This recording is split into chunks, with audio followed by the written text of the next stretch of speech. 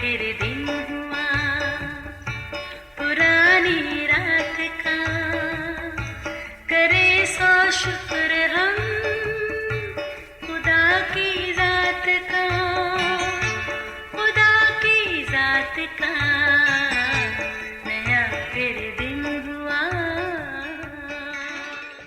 آج کی آیت،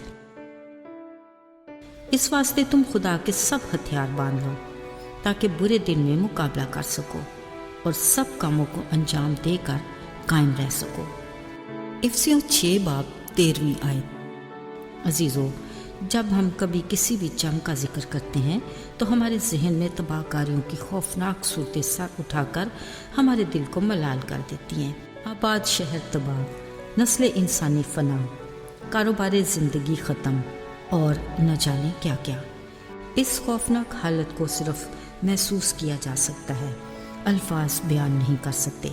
یہاں تک کہ قدرت بھی متاثر ہوئے بغیر نہیں رہتی۔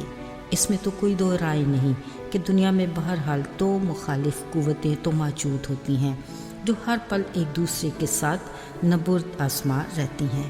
آج بھی ہر روز ایسی ہی خبریں سننے کو ملتی ہیں، کیونکہ آدھی دنیا تو اسی صورتحال سے دوچار ہے۔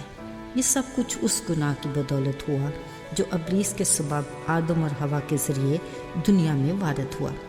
پھر گزرتے وقت کے ساتھ بنی نوع انسان اس قدر بدکاریوں کا شکار ہوا کہ خالق خدا کو خود اسے اپنے ہاتھ سے فنا کرنا پڑا۔ یہ اس زمانے کی بات ہے جب پانی کا بڑا طوفان آیا۔ اس وقت صرف نوح اور اس کا گھرانہ اور وہ تمام چرند پرند اور رینگنے والے جانور بچ گئے جو کشتی میں خدا کے حکم سے سوار تھے۔ اسی سے اگلی نسل انسانی چلی اور اسی سے دوبارہ چرند پرند کے سلسلے بڑھے جو آج تک رواں دواں ہیں۔ نوح کے بڑے اور تاریخی طوفان کے بعد خدا نے کہا تھا کہ پھر میں پانی کا طوفان کبھی نہیں لاؤں گا، کیونکہ انسان کے خیال سدا لڑکپن سے ہی برے ہیں۔ خالق خدا کو علم تھا کہ بنی نوع انسان بدی کا شکار تو رہے گا ہی، نیکی اور بدی کی قوتیں بھی ایک دوسرے سے برسرے پیکار رہیں گی۔ تو پھر دیکھ لیجئے، ایسا ہی تو ہے نا۔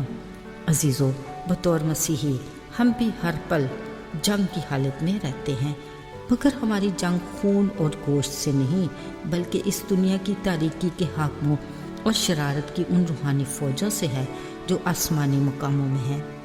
جنگ میں کوئی فریق ہارنا نہیں چاہتا، اس لیے جنگ جیتنے کے لیے باقاعدہ پلاننگ، صلاح کاری اور مکمل تیاری کی ضرورت ہے۔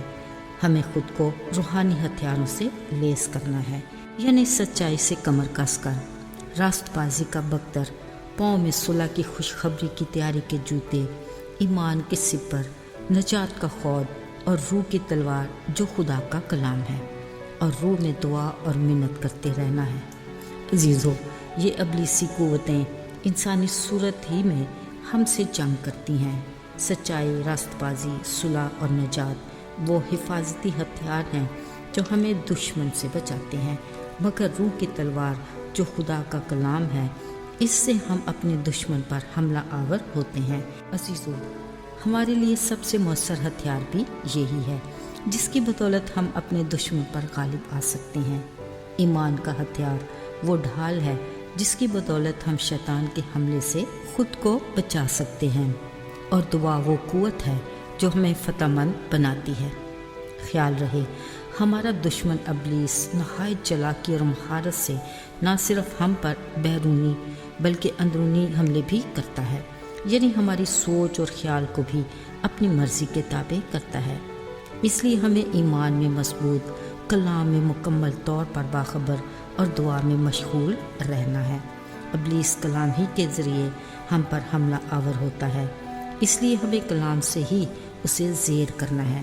ذرا سوچئے، ایسے میں ہمیں کس قدر خدا کے کلام سے واقف ہونا چاہیے۔ ذرا یاد کیجئے یسوع کی زمینی خدمت کے آغاز کو۔ ابلیس نے یسوع کے کلام ہی سے آزمانے کی کوشش کی اور یسوع اپنے کلام ہی سے اس پر غالب آیا۔ اس لیے خدا نے اپنے کلام کو اپنے ہر نام سے زیادہ عظمت دی ہے۔ کلام کے ساتھ یسوع نے ہر بڑے کام کا آغاز دعا سے کیا، اور اسی قوت کی بدولت صلیبی سفر کے دوران پر آزمائشوں پر فتح پائی۔ عزیزو، بطور مسیحی ہمیں اپنی روحانی جنگ میں مقابلے کے لیے کس قدر تیاری کی ضرورت ہے۔ اگر ہمارا مکمل بھروسہ اپنے خداوند پر ہے تو پھر ہمیں گھبرانے کی ضرورت نہیں۔ یہ جنگ خدا کی ہے اور یقیناً فتح ہماری ہے۔ آئیے دعا کریں۔ اے باپ، ہم اس بات کا اقرار کرتے ہیں کہ ہم کمزور ہیں، مگر ہم جانتے ہیں کہ ہمارا خدا زوراور ہے۔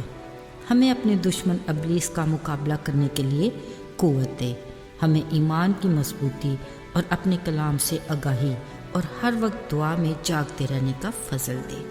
یسوع کے نام سے مانگا ہے، عطا فرما، آمین۔